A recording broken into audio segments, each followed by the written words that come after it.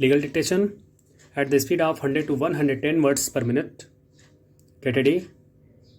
Start.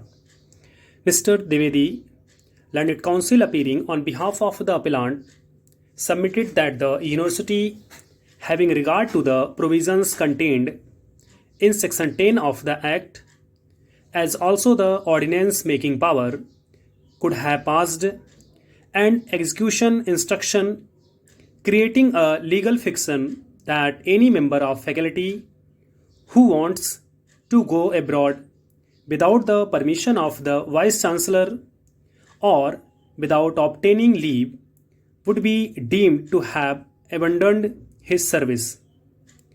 It was further submitted that, having regard to the fact that the High Court had directed the Executive Council to dispose of the respondent's representation, which having been done by resolution dated 9/1/2003 and the same having been confirmed on 23/3/2003 and the same having not been challenged by the writ petitioners, the impugned judgment cannot be sustained.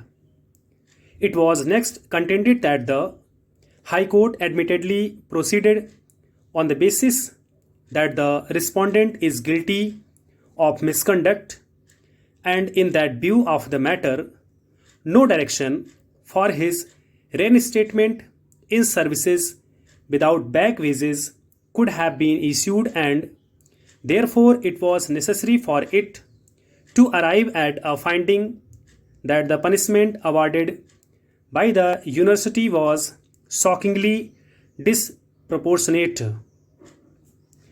In any event, the High Court should have remitted the matter back to the disciplinary authority for imposing appropriate punishment on the respondent.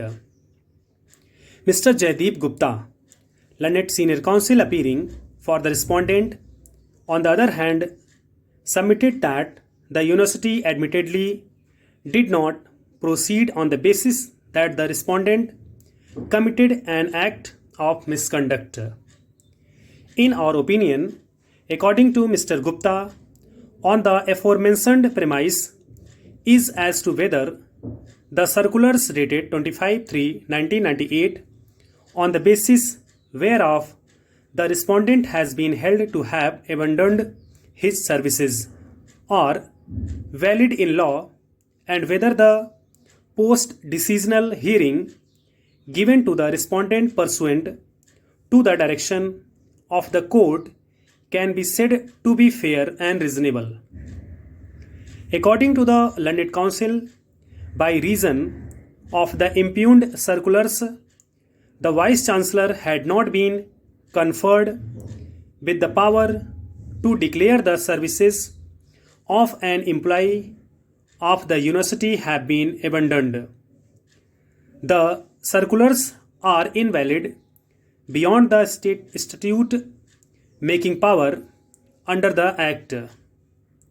Even if it be held that the said circulars were valid in law, the principles of natural justice were required to be complied with.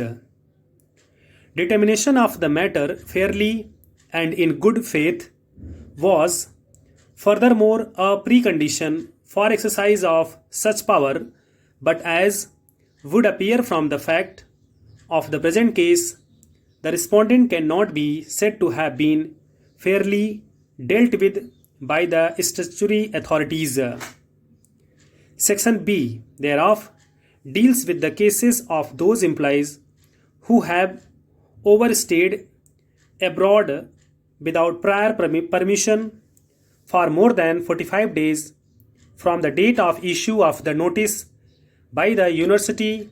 Their services would be treated to be abandoned as per the existing rules. The said notification is vague and obscure.